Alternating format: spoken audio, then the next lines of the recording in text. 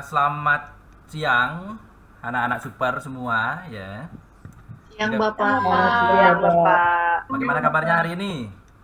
Luar biasa. Baik, Baik, Pak. Pak. Baik, Pak. Semangat, Pak. Sehat, Pak. Oke, saya yakin semua dalam keadaan sehat-sehat semua ya. Oke, baik.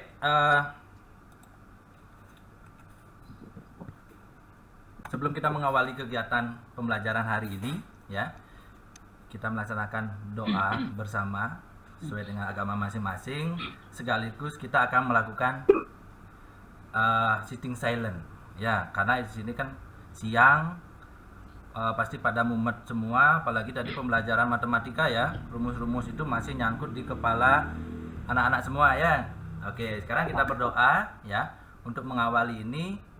Nanti izinkan saya untuk memimpinnya. Nanti untuk penutupan nanti saya minta ketua kelasnya untuk menutup doanya ya. Oke, kita berdoa sesuai dengan agama dan keyakinan masing-masing ya.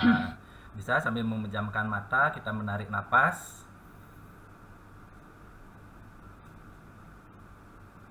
mengeluarkannya secara perlahan dengan mengucap syukur kepada Tuhan. Kita sudah diberikan napas kehidupan dan bisa mengikuti kegiatan pembelajaran pada hari ini. Berdoa selesai ya. Oke. Ada yang tidak hadir hari ini. Saya ingin mengabsen anak-anak semua. Semua hadir. Listi hadir? Hadir, Pak. Ya. Dayu hadir, Dayu? Hadir, Pak. Hadir. Ketua kelasnya nih dia hadir ya. Hadir, Bapak. Nah, ketua kelas dia saya ingin tanya, ada teman yang tidak hadir hari ini? Hari ini semua hadir, Bapak. Semua hadir. Oke, bagus ya. Terima kasih ya. Oke, sebelum kita mengikuti pembelajaran hari ini, Bapak ingin mengajak kalian untuk membuat kesepakatan kelas. Kita buat komitmen supaya kegiatan hari ini penuh dengan dan bertanggung jawab. Gimana? Setuju? Setuju. Setuju, Pak. Setuju anak-anak? Oke. Pertama ya. Jam siang ini biasanya ngantuk. Kalau ada yang ngantuk, nih, Andrian biasanya mukanya ngantuk nih, ya. Kalau ngantuk, silakan izin ke kamar mandi untuk cuci mukanya. Bapak sudah siapkan sunlight kok, tenang aja, ya. Ya. Yang Iya, kedua, Pak. tidak mengganggu teman saat sedang belajar atau berdiskusi. Yang ketiga, nanti kalian Bapak ajak berdiskusi menggunakan HP. Tolong HP-nya digunakan untuk pembelajaran. Tidak boleh membuka sosial media, apalagi membuka aib teman sendiri ya. Jangan ya. Oke. Sudah bisa kita sepakati? Sudah? Bisa, Bapak. Sudah. Bisa, Pak. Nah, ini ada pertanyaan nih dari Acil nih. Nah, bisa lihat nggak pertanyaannya si Acil nih? Bisa, Bapak. Tahu nggak agama apa sih yang paling banyak penganutnya di Indonesia? Ada yang bisa jawab nggak? Saya. Pak. Apa? Islam, Pak. Oke, Islam. bagus ya.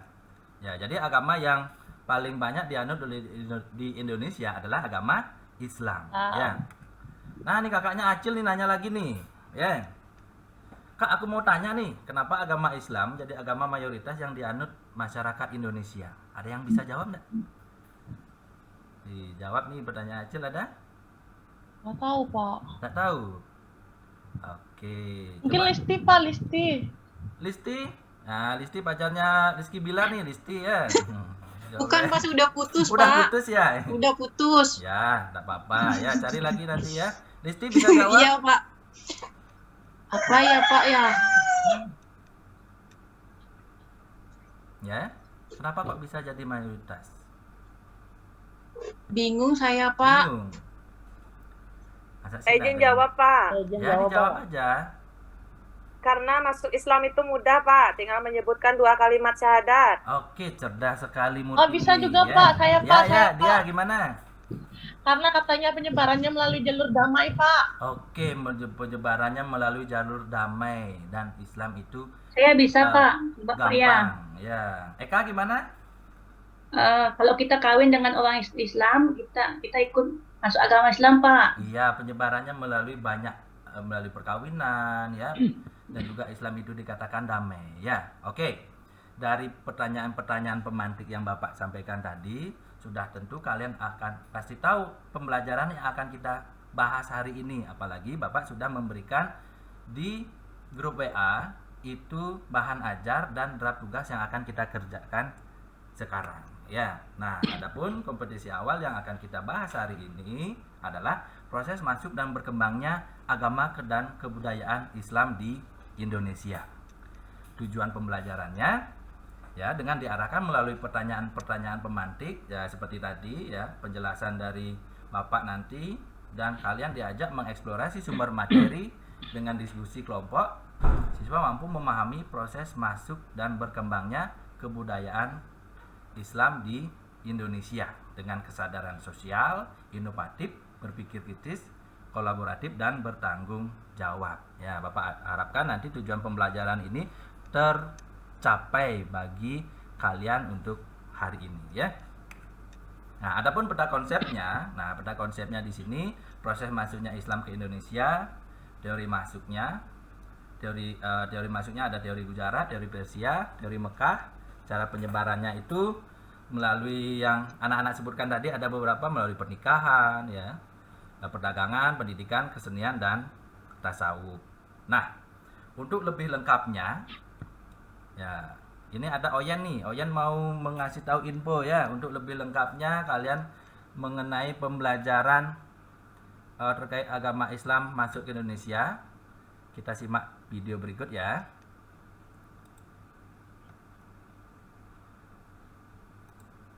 Ya, Bisa? Pak. Ya, Ya, Pak. oke. Silakan disimak video berikut ya. Yo guys, jumpa lagi di Historik Indonesia. Pada video sebelumnya kita sudah membahas video ya. Pada video kali ini kita bakalan membahas tentang masuknya agama Islam ke Indonesia. Seperti kita tahu, agama Islam merupakan agama yang paling banyak dianut masyarakat Indonesia, yaitu sekitar 87%. Lalu bagaimanakah proses masuknya agama Islam ke Indonesia? Mari kita bahas guys. Untuk mengulik proses masuknya agama Islam, kita perlu membedah teori terkait masuknya agama Islam ke Indonesia guys. Teori tersebut yaitu teori Gujarat, teori Mekah, dan teori Persia. Teori Gujarat. Teori ini didukung oleh Snook Horgogne, Willem Sotherham, Bernard Fleck, dan J. Pitnapel. Menurut teori Gujarat, Islam masuk ke Nusantara. Lalu apa sih yang menjadi dasar dari teori ini? Ada dua bukti yang meninggal tahun 1297. Kedua yaitu tulisan menyatakan yang aktif dalam penyebaran agama Islam. Pertama yaitu mazhab Balai Operasi Dakwah Nabi atau Maudulompoa di Cikowang Takala. Oke, itu tadi terkait video tentang proses masuknya dan berkembangnya agama dan kebudayaan Islam di Indonesia. Ya.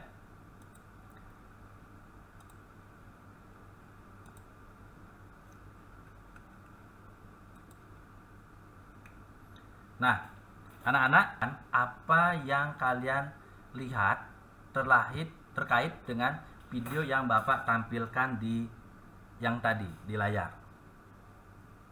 Ada?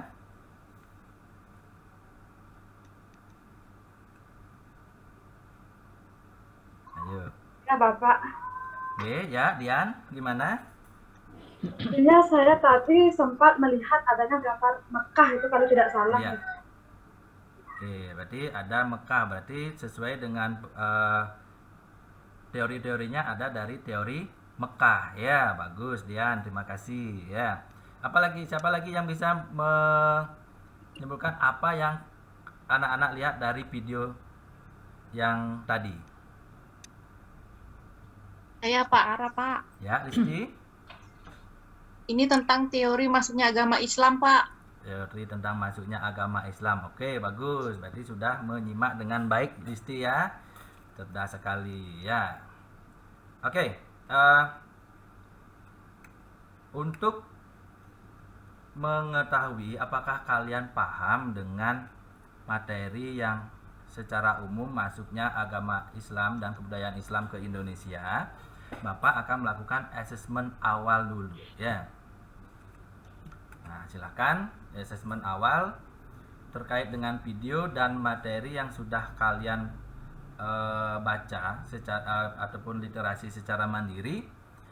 Yang pertama, bagaimana latar belakang masuknya agama dan kebudayaan Islam di Indonesia? Oke, silakan dijawab.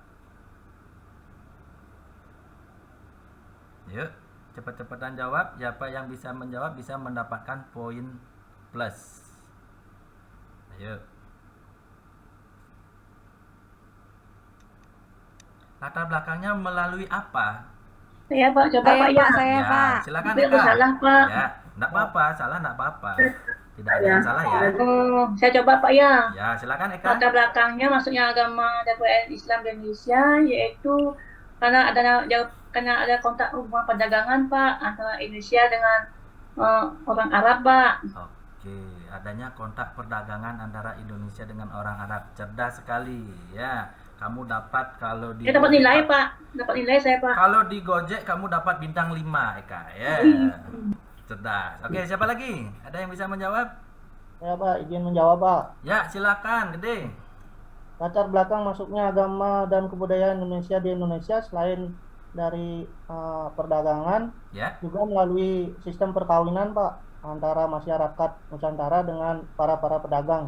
Oke, perkawinan, pernikahan ya. Oke, perkawinan antara para pedagang-pedagang yang tinggal lama di pesisir. Kenapa banyak ditemukan perkampungan-perkampungan Islam itu ada di pesisir-pesisir pantai ataupun di pelabuhan karena adanya bentuk sosialisasi dan akulturasi di sana. Oke, bagus Gede, kamu juga mendapatkan bintang 5 ya, tidak dipotong Terima kasih, pajak Pak. teman ya. Yang kedua, deskripsikan apa saja sih teori-teori masuknya Islam di Indonesia. Nah, ini tadi di video sudah disampaikan, di bahan ajar yang Bapak berikan juga sudah ada. Pasti saya yakin kalau bisa jawab pasti bisa dong karena sudah literasi ya. Ya. Ya, Dayu gimana? Teori Mekah, Pak. Teori Mekah, oke bagus. Teori apa lagi? Teori Persia Pak. Teori Persia, ya Adrian. Teori cerdas. Gujarat Pak, ada nggak? Teori apa? Gujarat Pak, ada nggak Pak? Teori apa dia? Gujarat Pak. Teori Gujarat, ya. Lagi satu teori apa? Teori India Pak. Teori India. India masuk Ada nggak, ke Pak? Gujarat dia. Oke. Teori Mekah Pak. Nah, ya. Oke, yang ketiga. Jelaskan kenapa agama dan kebudayaan Islam mudah diterima oleh masyarakat Indonesia. Nah, ini yang menjadi cikal bakal masyarakat Indonesia mayoritas beragama Islam. Ayo, ada yang bisa jawab? Saya Bapak, ya Pak. Ya, siapa? Dian. Ya, silakan Dian. Masuknya Islam ke Indonesia itu dengan cara damai, Pak. Dengan cara damai, cerdas sekali. Ya. Terus siapa lagi yang bisa jawab? Saya Pak. Ya, Mendari.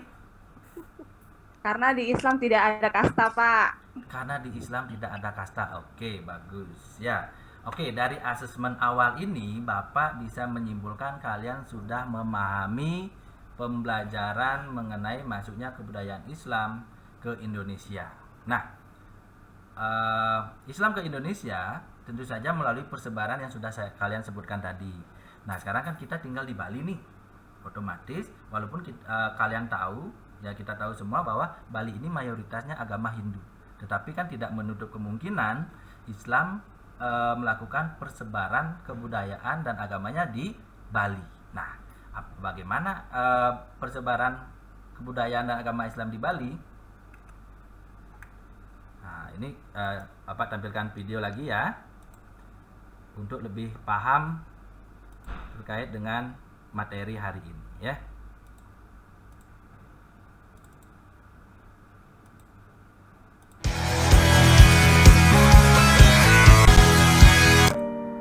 Dinamika perkembangan Islam di setiap daerah tentunya berbeda-beda. Lain di Sulawesi, lain pula di Pulau Bali. Agama Islam masuk ke Pulau Bali sejak zaman kejayaan Kerajaan Majapahit pada sekitar abad ke-13 atau 14 Masehi. Dan kunjungan ke konferensi itu merupakan konferensi kembalinya dalam Ketut Ngelesir ke kerajaan. Masuknya Islam di Bali yang berpusat di kerajaan Modin menetap dan tidak melanjutkan perjalanan. Sedang Kiai Jalil tetap meneruskan perjalanan sampai ke desa Saren, sampai meninggal di desa tersebut, mengalami kerusakan. Oke, ya itu tadi video terkait dengan secara bagaimana awalnya agama Islam masuk ke Bali. Ternyata sudah dari zaman kerajaan Majapahit, ya. Nah, sehingga persebaran agama Islam di Bali itu membentuk sebuah komunitas-komunitas ataupun kelompok-kelompok dalam bentuk kampung yang membentuk sebuah perkampungan-perkampungan Muslim. Ya, mungkin di daerah-daerah Bali, di Buleleng ada kampung Muslimnya juga, di Karangasem juga ada, di Klungkung ada, bahkan di Denpasar ada. Nah, sekarang karena kita tinggal di Jembrana, ya, Bapak ingin mengajak kalian untuk melakukan discovery, ya, menggali dan mengeksplorasi melalui media yang ada, yaitu media internet dan sumber-sumber bacaan yang relevan terkait dengan kampung-kampung Muslim yang ada di Jembrana dan bagaimana bentuk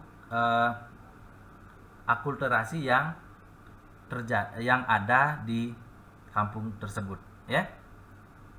Bapak sudah tuangkan di dalam sebuah LKPD, silakan kalian amati, ya.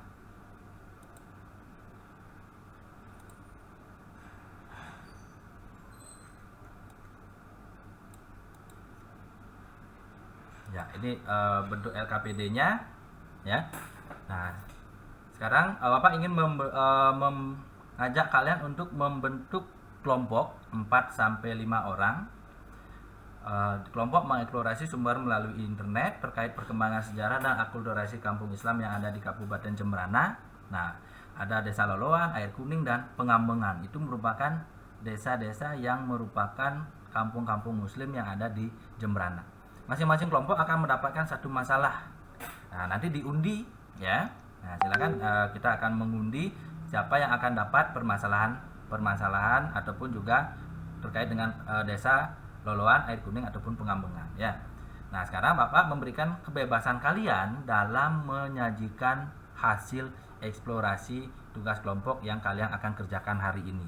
Silakan boleh menggunakan infografis, video slide ataupun juga poster kronologis sesuai dengan apa yang kalian bisa dan apa yang kalian kuasai dan apa yang kalian senangi, ya. Bagi yang senang infografis silakan buat infografis, bagi yang bikin video slide silakan, ya. Hasil kelompoknya nanti berupa karya yang akan dipresentasikan di depan kelas. Nah, masing-masing kelompok akan melakukan presentasi. Nah, untuk interval nilainya, dan ini diingat, ya, nanti interval nilai yang kalian dapatkan hari ini minimal itu B, yaitu baik. Kalau kalian dapat nilainya C atau D, nanti kalian tidak akan tuntas dalam tujuan pembelajaran hari ini. Kalian akan melakukan remedial lagi. Mau nak remedial? Terbuang waktunya, enggak kan? Tidak, Pak. Jadi kalian harus fokus dalam kegiatan hari ini secara berkolaboratif, dan ingat manajemen waktunya diatur sehingga presentasi dan kegiatan hari ini terlaksana dengan baik, ya. Oke. Nah, baik. Tapi sebelum itu, ya, biar kalian lebih fokus lagi, ya, biar kalian fokus lagi, Bapak akan mengajak kalian untuk melakukan ice breaking. Ya, oke. Nah, ice breakingnya di sini, ya. Lihat tangan Bapak. Lihat. Kamera mana kamera? Ya. Lihat. Oke, kita akan bermain fokus, ya. Kalau Bapak menyembuhkan ini adalah gajah, orang, semut, orang kesemutan, makhluk hidup. Oke? Paham? Kalau Bapak menunjukkan jempol, kalian menyebutkan gajah. Kalau Bapak menunjukkan telunjuk, kalian menyebutkan orang. Kalau Bapak menyebutkan kelingking, kalian menyebutkan semut. Kalau Bapak menunjukkan ini, orang kesemutan.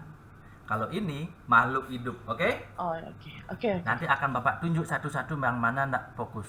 Ya. Kalau ada yang tidak fokus, Bapak suruh cuci muka pakai sunlight. Oke? Oke. Gajah. Gajah. Gajah. Semut. Semut. Orang. Orang. Orang Orang kesemutan. Orang. Orang. Semut. Semut. Orang. Gajah. Gajah. Makhluk hidup. Oke. Nah, saya tunjuk sekarang. Dia. Orang. Semut. Orang kesemutan. Orang. Semut. Orang Oke, sudah kesemutan. fokus berarti ya. Oke, ya berarti kalian sudah fokus untuk siap untuk melakukan kegiatan hari ini. Sudah siap untuk melakukan diskusi secara kolaboratif? Siap, Bapak. Sudah, Bapak, berarti siap, ya Pak. komitmen di awal kita, ya. Oke.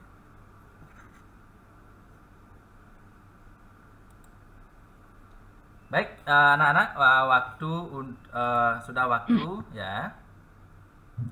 Sekarang Bapak akan menunjuk salah satu untuk melakukan presentasi di depan kelas, ya. Bapak pantau tadi sudah mengerjakan dengan baik. Arahan yang Bapak sampaikan di LKPD sudah kalian kerjakan secara berkelompok dan penuh dengan semangat sekali, ya. Oke. Nah,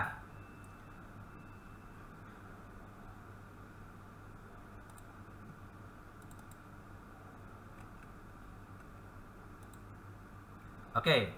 Nah, dari hasil presentasi tadi, apa yang anak-anak bisa simpulkan dari materi yang sudah kalian gali ataupun kalian sudah melakukan discovery tadi? Ya. Penting nggak kita belajar ataupun mengetahui sejarah agama dari kelompok ataupun orang lain? Penting nggak? Penting, Bapak. Penting, Bapak. Oke. Kenapa penting ya? Coba Dian. Kenapa penting? Karena dengan kita mempelajari sejarah dari agama orang lain, kita bisa mengetahui bagaimana sejarah mereka, dan kita bisa dari sana kita bisa saling menghormati, gitu ya, menghormati antar sesama umat beragama. Oke, cerdas sekali. Berarti nalar berpikir kritisnya Dian sudah sangat bagus. Ya, apalagi? Ada lagi? Ya, coba Nak Andrian, coba.